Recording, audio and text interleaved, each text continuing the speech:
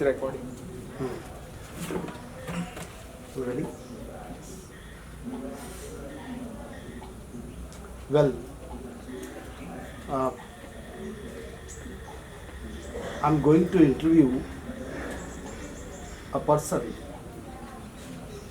who is perhaps India's first home-taught, self-taught person, a unique person in real sense, because almost all the people in India, they are schooled, they are taught in schools. So here is a person who is into teaching profession, and he himself is 100% home taught. So I'm going to interview this unique person, Mr. Utkarsh Gahlot. So, Mr. Utkarsh, first of all, I would like to ask you, how do you feel being a home taught person and a teacher and a trainer? Okay, hi. First of all, I would like to introduce myself. This is Utkarsh Gahlot, and to answer your question, I feel great. I feel at peace. I feel fortunate for not being part of the rat race. I see people stressing their entire lives, rushing to get from point A to point B. And even after working hard for so many years, they do not actually get the kind of life they want to live. You see a lot of people, young graduates, struggling their entire lives for jobs, and even when they get jobs, they are under constant stress, they are under duress, and they do not see themselves in the long run being able to work on their full potential or capability. Well, on the other hand, talking about myself, I got into a profession of teaching, and it has given me a lot of peace, a lot of fulfillment and satisfaction. And I feel one of the few fortunate people in India to be able to learn at home and to be able to give back to the society.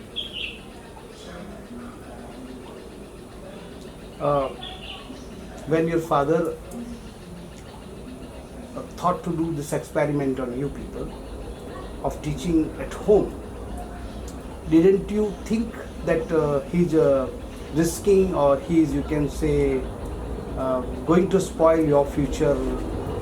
I never thought like that. A lot of people around me, maybe our neighbors, relatives, a lot of school teachers of mine had this concern. They were worried that I would have a life where I would be struggling to get a job just because I lacked formal education. I never had any doubts. I was quite confident in my father, and I got to learn in a whole new way, with a whole new perspective. And one thing which was constantly inculcated in me was creativity. I had the freedom to do whatever I wanted. So I was able to hone a certain kind of creativity in everything I did. So that helped me a lot to be the person that I am today. So I never had any doubts at all. Okay. How did you get this much knowledge of English? You are fluent in English, you have very good knowledge of English, and considering your the teaching backgrounds, you are training IELTS students who are going abroad for studies, you train them. So how did you get this much education, means you can say this English knowledge at home only? How it became possible for you? First and foremost, it was because of my father, who started teaching me English language at a very young age. He also encouraged me to read books. So I cultivated this habit of reading books at a very young age. I was lucky to get my own internet connection, my own computer. I was able to research and learn things on my own. I learned a lot from him. We have our own institute. So I was always part of the classes. So I was able to attend live classes with other students, most of them older than me. And when I studied with them, I was able to get certain kind of maturity before my age, and at the same time my dad taught me the most practical things. So that is how I prepared myself. Then after a certain age, after a few years, I was able to start interacting with a whole lot of new people. and then it was all trial and error. I learned a lot by meeting new people, by teaching and training them, and I realized that the university of life is the biggest teacher. What it can teach you, nothing can substitute that. So I became a very keen observer, and wherever I went, whoever I saw, whatever I saw, I learned from it, and I made sure that if I lacked something, I would be proactive to go ahead and learn that. Did you ever think that because you are a home taught, self taught, you will be outcast by the society or your friends or your peer groups?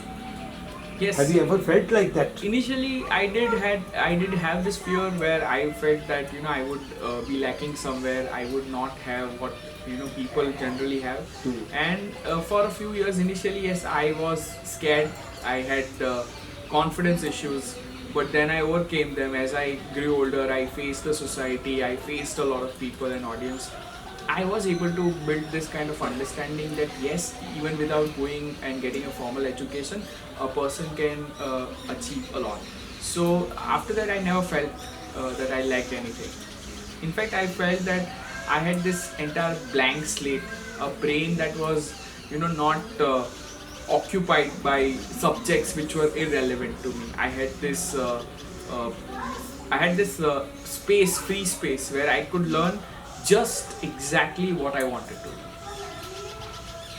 Good. Uh, how much do you earn? I earn enough. I earn enough to support my family. I earn enough that I have already achieved what a lot of people achieve when they are in their 40s and 50s. I achieved that by the age of 27. Yeah, all the basic necessities and all of those things. In fact, I am running 2 centers of IELTS training right now. We are dealing with students from all kinds of schools, especially English medium schools, and with that we are also dealing with universities and colleges, and we send our students abroad for further education. So yeah, in terms of finance, I would say we are doing pretty well. I hear that your sister too is also home taught like you. So she is also into the same field? Yes, she has been into this with me almost as long as I have been into the profession, and she has become even a better teacher than me, and she has been teaching people from all walks of life. She has taught people from IT sector, from the medical sector, from the law, and she has created her own name, and she is an excellent teacher. So she has been with me throughout this journey. So are you happy, satisfied with your this home teaching? Yes, And definitely. I'm more than happy, and I feel that I have been lucky enough to have this kind of unique upbringing, where I feel that I'm not part of the mass production that comes out of colleges.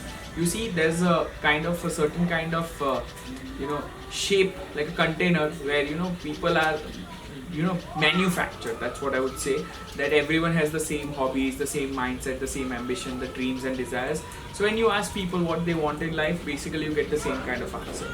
And being a person who had a different childhood, I feel that my thoughts, the way I think, the way I process things is probably not the same as everyone else. So I feel lucky that I'm not mass produced like every other child.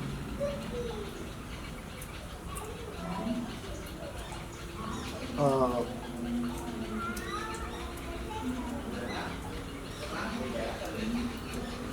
if you have to give an advice to the people of India, there are millions of them, even after getting education, they are unemployed, or if they are employed, they are not properly paid or underpaid, you can say. So, as you say that you are happy with your teaching and earning and your life, you can say, what advice would you like to give to them regarding education system, whether they should also go for home teaching or not?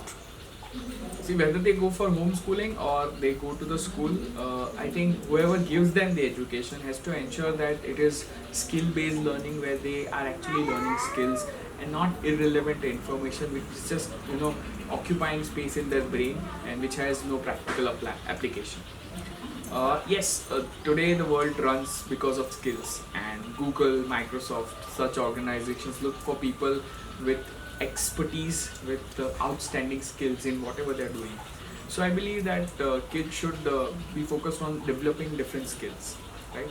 And we should make learning a process where it engages the brain, stimulates the brain in such a way that learning doesn't feel like a punishment. Like when you watch a movie, you enjoy the movie so much that you don't realize when it is over, or when you listen to a song and when the song gets over, by the time you enjoy it. But when you're in a class, a lecture, sometimes you have to wait for it to get over.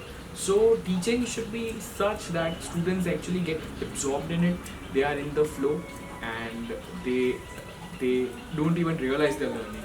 That should be the kind of actual learning they should. Looking at her face, my observation says that you are an introvert kind of person. Is it right or wrong? I used to be an introvert many years back when I was a kid. Being a kid who was not going to school, I was an introvert. But then I was put in a profession. I became a teacher, and my job was to actually make people extroverts, or at least be able to speak in English. So I don't think I am kind of an introvert anymore. Though I am a person who likes to keep to myself. But then I am no longer an introvert. Okay, last question. What will be an advice for parents regarding educations?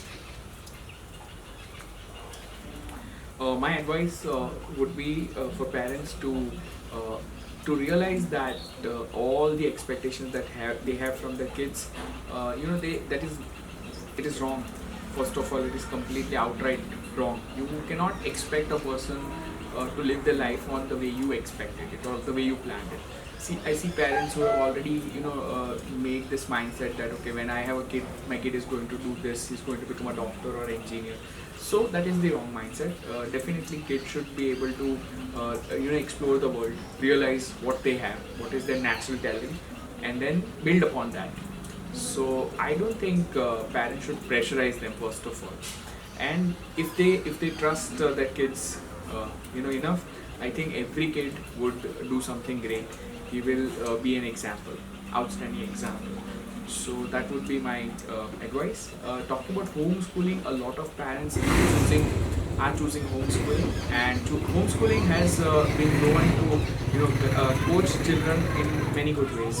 So I would suggest that homeschooling would be something they can consider, or at least we can have societies where homeschooled kids are taught separately, differently, and there's certain societies that help homeschool kids. Thank you a lot, Utkarsh, for taking your time and talking to me. It's nice meeting you. Thank you. Thank you.